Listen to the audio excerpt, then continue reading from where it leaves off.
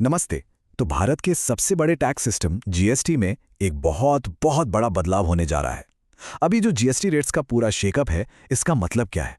चलिए सीधे मुद्दे पर आते हैं और समझते हैं कि इसका हम सब पर क्या असर पड़ने वाला है। तो सबसे बड़ा सवाल यही है ना, कि भाई जीएसटी की दरें तो बदल रही हैं, लेकिन इसका मतलब क्या है? मतलब एक आम ग्राहक के तौर पर और एक कारोबारी के तौर पर इसका असर क्या होगा? चलिए, अगले कुछ मिनटों में हम इसी सवाल की तह तक जाएंगे। अच्छा, सबसे पहले और सबसे जरूरी बात, ये तारीख याद रखनी है। 22 सितंबर 2025। जी हां, इसी दिन से ये सारे बदलाव लागू होने वाले हैं, तो ये डेट बहुत जरूरी है। तो आज के इस विश्लेषण में हम क्या-क्या कवर करेंगे? पहले समझेंगे कि ये पूरा रेट शेकअप है क्या, फिर देखेंगे कि हमारी रोजमर्रा की चीजों पर इसका क्या असर पड़ेगा। इसके बाद बिजनेसेस के लिए क्या जानना जरूरी है, उस पर बात करेंगे। फिर समझेंगे कि इन बदलावों के पीछे की सोच क्या है, और आखिर में कुछ की टेक अवेज और आगे क्या हो सकता है, इस पर एक नजर डालेंगे। तो चलिए शुरू करते हैं सेक्शन 2 से। और ये वो हिस्सा है जो हम सबको सीधे सीधे अफेक्ट करता है, मतलब हमारी रोज की इस्तेमाल वाली चीजों की कीमतों पर क्या असर होने वाला है। तो शुरुआत करते हैं किचन से, और यहां से कुछ अच्छी खबरें आ रही हैं। देखिए, यूएचटी मिल्क और हमारी रोटी पराठे जैसी जो इंडियन ब्रेड्स हैं, उन्हें अब जीएसटी से पूरी तरह बाहर कर दिया गया है, मतलब एग्जेम्प्ट। और जो प्री पैकेज्ड पनीर है, उस पर भी अब कोई टैक्स नहीं, निल रेट। इतना ही नहीं, जो प्लांट बेस्ड मिल्क ड्रिंक्स हैं, उन पर टैक्स 12 या 18% से घटाकर सीधा 5% पर ले आए हैं। और ये सब क्यों? ताकि घरेलू और छोटी इंडस्ट्री को थोड़ा बढ़ावा मिल सके।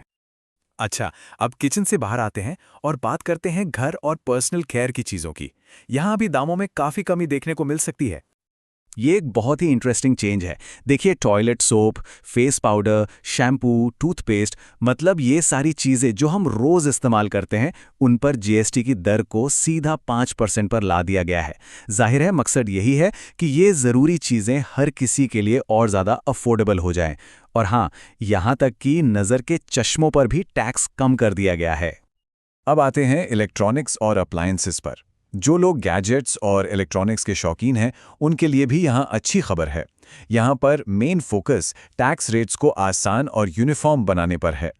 देखिए, पहले क्या होता था, टीवी या मॉनिटर के साइज के हिसाब से जीएसटी रेट बदल जाता था। लेकिन अब चाहे वो 32 इंच का हो या उससे भी बड़ा, सब पर एक ही रेट लगेगा, 18%। कंफ्यूजन खत्म। इसी तरह एयर कंडीशनर और डिशवॉशर जैसी चीजें, जो पहले 28% के सबसे ऊंचे स्लैब में थीं, वो भी अब 18% वाले स्लैब में आ गई हैं। सीधा सा मतलब है, ये सब अब सस्ते हो सकते हैं।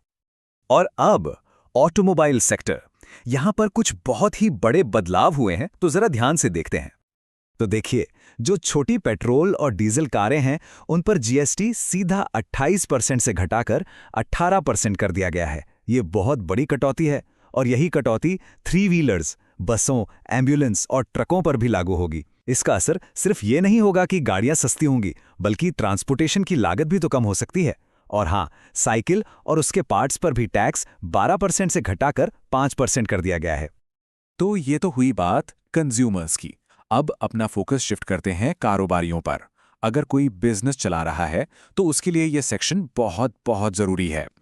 तो एक कारोबारी के मन में सबसे बड़ा सवाल यही होगा कि भाई ठीक है, रेट्स बदल गए, लेकिन इसका मेरे day to day business operations और टैक्स फाइलिंग पर क्या असर पड़ेगा? चलिए इसे ही समझते हैं। अच्छा, आगे बढ़ने से पहले एक बहुत जरूरी चीज समझ लेते हैं। इनपुट टैक्स क्रेडिट या आईटीसी। अब ये है क्या? देखिए, बहुत आसान भाषा में ये वो क्रेडिट है जो कारोबारियों को मिलता है। किस पर? कच्चे माल या सेवाओं पर जो टैक्स वो पहले ही दे चुके हैं। और फिर इस क्रेडिट का इस्तेमाल वो अपना फाइनल टैक्स का बिल कम करने में कर सकते हैं। सिंपल।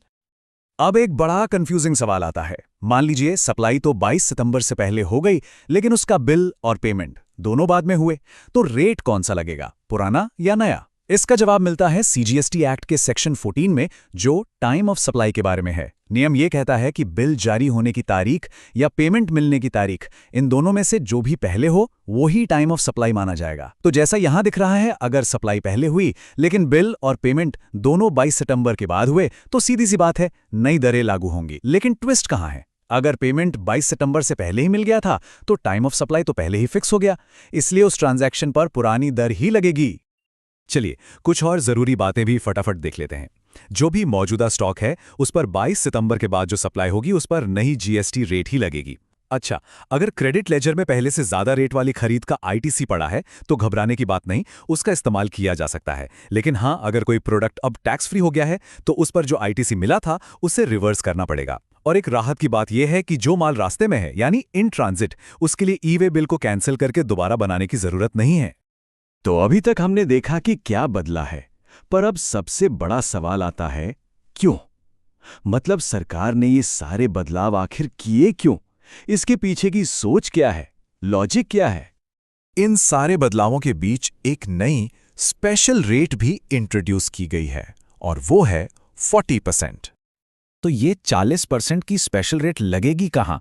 ये लगेगी कुछ चुनिंदा लग्जरी और सिन गुड्स पर, जैसे कि बड़ी गाड़ियां, 350 सीसी से ज़्यादा पावर वाली मोटरसाइकिलें और ऑनलाइन गेमिंग, सट्टेबाजी, कैसीनो जैसी चीज़ें। अब इंटरेस्टिंग बात यह है कि ये नया रेट दरअसल पुराने 28% जीएसटी और जो कंपनसेशन सेस लगता था उन दोनों को मिलाकर बनाया गया है।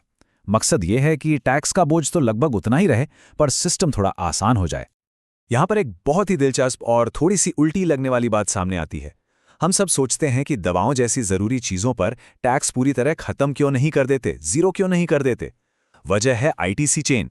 देखिए, अगर किसी चीज़ को पूरी तरह टैक्स फ्री मतलब एग्जेम्प्ट कर दें तो उसे बनाने वाले को अपने कच्चे माल पर दिए गए टैक्स का क्रेडिट यानी आईटीसी नहीं मिलता।